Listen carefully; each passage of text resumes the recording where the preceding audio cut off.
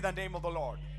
खुदावंद का नाम मुबारक हो। But I want to tell you something. मैं आपको कुछ लेकिन बताना चाहता हूँ। We are not having somebody in particular in our mind. हमारे दिमाग में कोई खास व्यक्ति विशेष नहीं है। But I'm pointing around against a spirit. लेकिन मैं अपनी उंगली उठा रहा हूँ एक आत्मा के विरोध में, which is not interested in the welfare of the bride. जो कि दुल्हन के वेलफेयर में जिसकी दिलचस्पी है नहीं।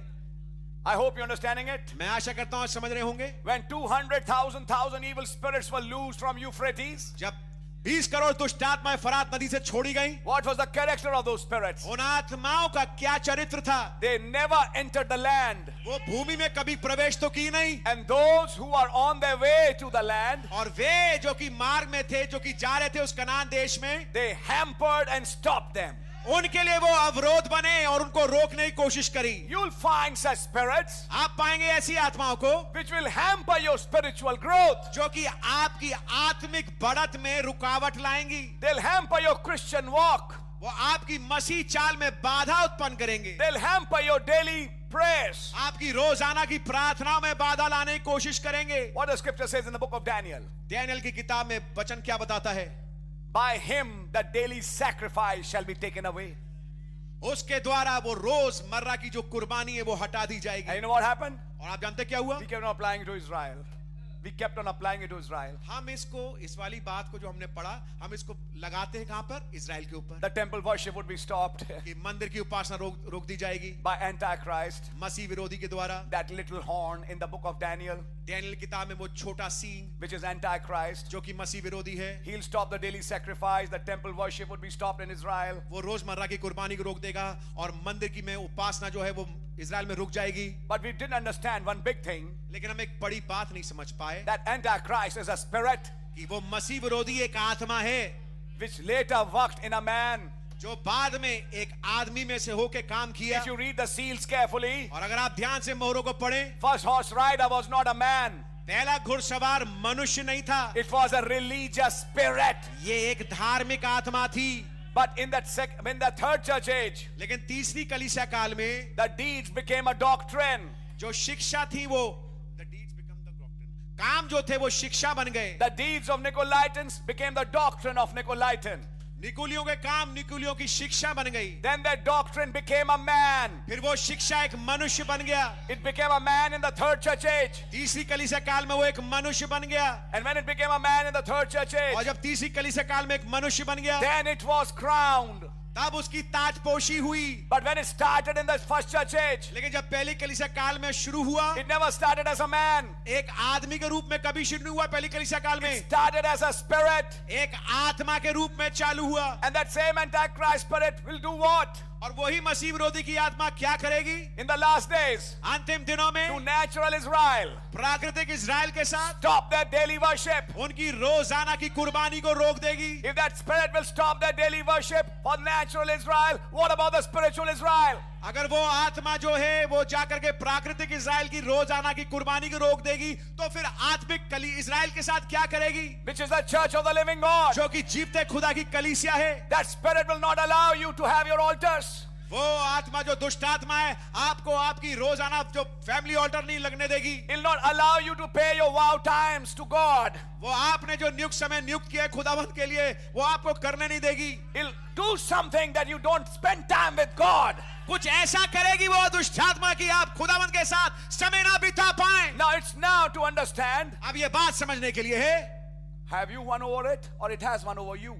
क्या आप उस दुष्ट आत्मा के ऊपर जीत हासिल करी है आपने, या उस दुष्ट आत्मा ने आपके ऊपर जीत हासिल कर ली है? Was it successful in stopping your family altar? क्या वो सफल हुआ कि आपके फैमिली ऑल्टर को रोक दे? Was it successful in stopping your personal altars? क्या उसने आपकी व्यक्तिगत ऑल्टर्स को रोकने में वो सफल हुआ है? Was it successful in your daily reading of the message? रोजाना संदेश के पढ़ने में आपके क्या वो ताकि आप ना पढ़ सके, क्या वो सफल हुआ है? What God told Israel? खुदा ने इजराइल से क्या कहा? I'll pour down manna every day मैं रोज मन्ना गिराऊंगा and I'll test you और मैं तुम्हारी परीक्षा करूंगा by dropping that manna. उस मन्ना को गिरा करके। What was the test? Test क्या था? Will you go out early morning and gather it every day? क्या तुम रोजाना सुबह सुबह तड़के जाकर के क्या उसको अपने लिए इकट्ठा करोगे? By this I will test you whether you'll obey my commandments or not. इसके द्वारा मैं परीक्षा करके देखूंगा क्या तुम मेरी आज्ञाओं का पालन करते हो या नहीं। Can you say amen? क्या आप आमीन कह सकते हैं? God was going to test that people. खुदावंद उन लोगों की परीक्षा कर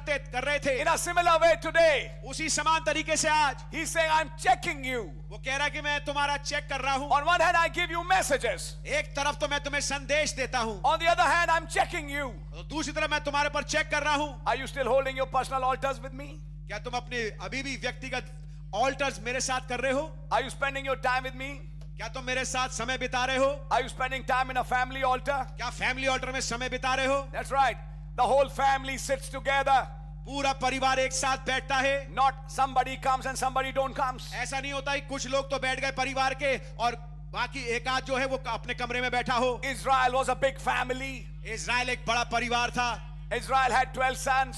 इजराइल के 12 बेटे थे। But what did Elijah do before the fire came? Amen, God bless you। लेकिन एलिया ने इससे पहले कि आग आके जवाब दे उसने क्या किया? He repaired the broken altar उसने टूटी वेदी को पहले ठीक किया and brought the 12 stones together. और 12 पत्थरों को एक साथ लेके आया। Then he put the sacrifice. तब उसने कुर्बानी को रखा And at the evening time, और शाम के the समय fire came down. आग नीचे उतर के आ गई।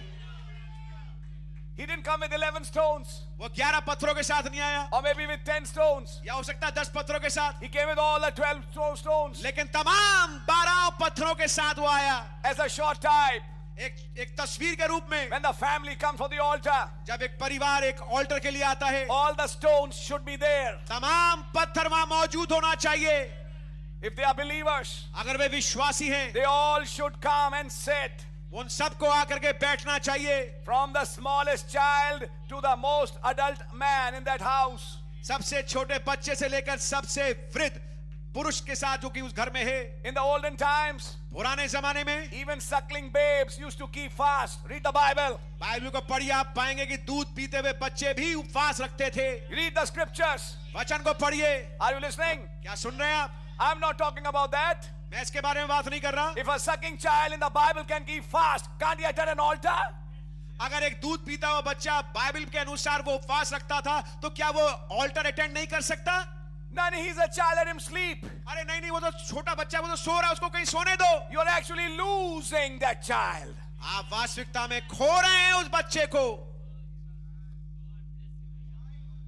That sucking child should be there. वो दूध पीता बच्चा उसको वहां मौजूद होना चाहिए। When the